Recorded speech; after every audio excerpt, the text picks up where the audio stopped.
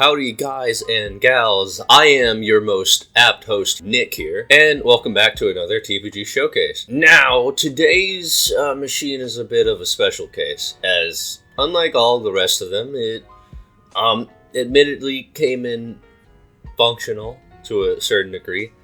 Yes, I know, I broke the invisible rule saying I can only purchase things that someone ran over with someone else's car, and not in that specific order. But that's nowhere close to the truth. I couldn't resist, at least this one time, as the seller was not only selling it for a reasonable price, but was very courteous and was interested in my work, so I just gotta give a big shout out to him. It was a really good deal. Also, I personally have worked on so many of these darn things.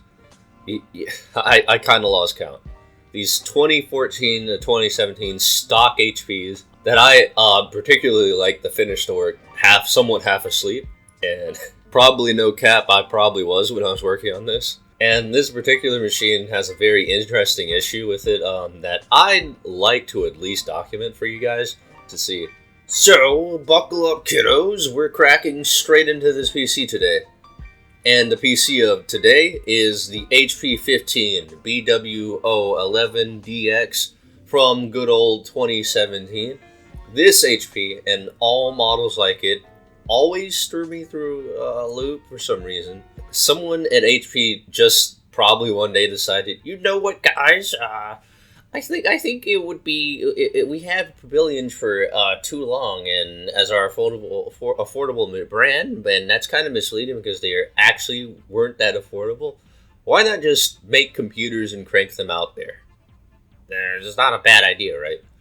And there we go. These notebooks are super saturated in the market, and are honestly like HP Striggins, but someone actually wanted them to be usable.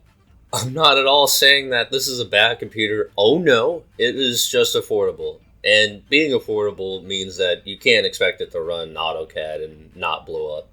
It's just an impossible thing. But actually, I really dig this computer specs in general. Having an A6 9220 dual-core processor that is 2.5 gigahertz, which is a pretty big reason why I like it in the first place. The A-series processors are generally used for the lower-end devices and aren't the best at handling computations, as you could see here. These are APUs, which AMD brands accelerated processing units, not to be confused with APUs, as in arithmetic processing units. They're completely different, and they handle graphical processes on the die at the same time as computation processes. So the graphical capabilities of these CPUs can be pretty good from my previous experiences, and really gild on the affordability, quality, performance of the computers they're in. For instance, you're able to utilize the full extent of Radeon's graphical software, which, well, not really, but you can use most of it, and which is pretty great, making the HD display that we have here virtually full HD display, which is awesome. And the other specs are also pretty solid, having 4 gigabytes of DDR4 SD RAM off the bat, 3 USB 2.0 ports. Gas, that's already better than all the other ones, most of the other ones I've covered so far. An HDMI 1.4 out, RJ45 port, a multi-card reader, a 3.5 millimeter combo jack, a DVD drive. If you got any DVDs, you can run it on this, along with the built-in webcam, mic, and Bluetooth support. Now, let's get into the interesting side of what I found when I was working on this thing. The initial issue with this machine was simply that it just had an unfortunately bad hard drive that was procking a whole bunch of read-write errors, and was just absolutely awful and not going to work. So we got our brand new stock solid-state drive, and when I went to do the install, I encountered a pretty rare issue that I have encountered before. When I attempted to use any boot USB, regardless of UEFI or legacy, it just cycled and just absolutely hated it.